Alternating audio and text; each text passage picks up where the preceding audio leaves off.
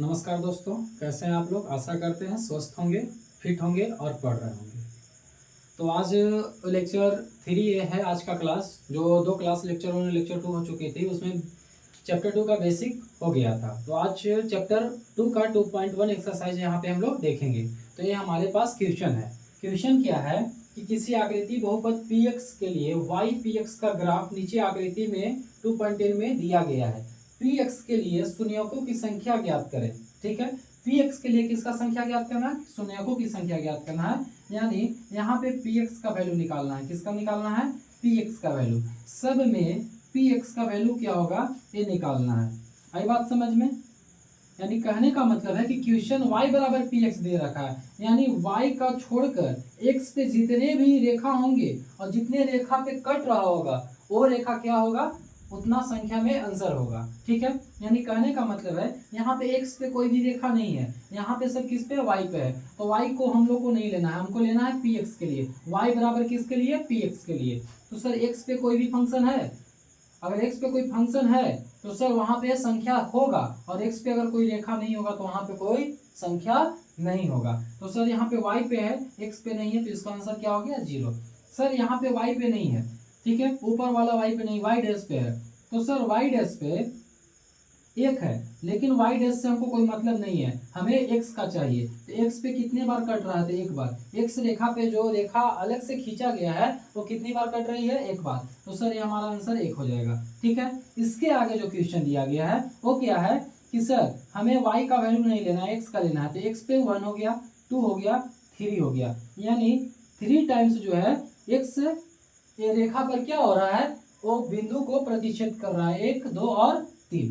तो ये संख्या हमारे पास कितना आ गया? 3। यानी y का वैल्यू से हमको कोई मतलब नहीं है, y पे अगर रहेगा तो उसको नहीं लेना। अगर यहाँ पे x के लिए पी वाई फंक्शन दिया रहता तो y का वैल्यू 1 हो सकता था, लेकिन यहाँ पी वाई बराबर पी एक्स का फंक्शन दे रखा है तो x का देंगे। यानी फर्स्ट क्वेश्चन में x पे कोई रेखा नहीं था। अगर x का रेखा था उस पर तो कोई अलग से प्रतिच्छेद नहीं कर रहा था। सेकेंड में x पे प्रतिच्छेद कर रहा था, ठीक है, एक। और यहाँ पे x पे कितने जगह, 1, 2, 3 जगह पर प्रतिच्छेद कर रहा था। तो ये हमारा ये 3 का आंसर हो गया। ओके,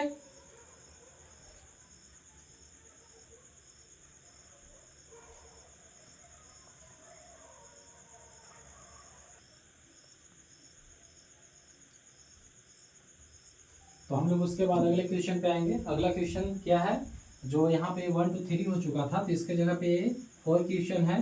सर ये कौन सा क्वेश्चन है? 5। ये क्या है? 6 है। तो 6 है, यानी फर्स्ट यहाँ पे जो 4 क्वेश्चन है वो क्या दर्शा रहा है? ठीक है, तो सर पी एक्स पे कितना है? तो 1 और 2 है, तो 2 आंसर हो जाएगा। सर यहाँ पे एक्स पे कितना है? 1 2 3 4, तो इसका आंसर कितना हो जाएगा? 4 हो जाएगा। सर यहाँ 1 2 3 कितने जगह पे है? 3, तो इसका आंसर कितना हो जाएगा? 3। तो सर ये है हमारे पास इस प्रकार का 2.1 एक्सरसाइज। ओके सर, ये हो गया एक्सरसाइज आपका 2.1 कंप्लीट। यानी एक्स पे फंक्शन होगा तो एक्स का होता, एक्स पे कितने जगह फंक्शन पे है? 2 है संख्या, तो 2 आंसर हो गया।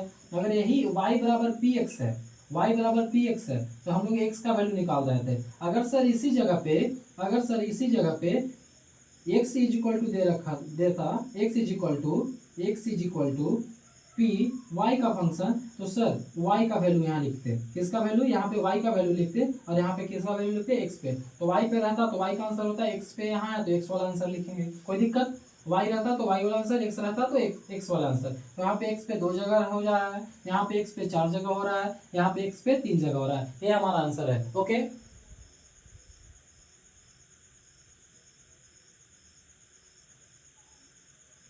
बात आई समझ में? यहाँ तक कोई दिक्कत?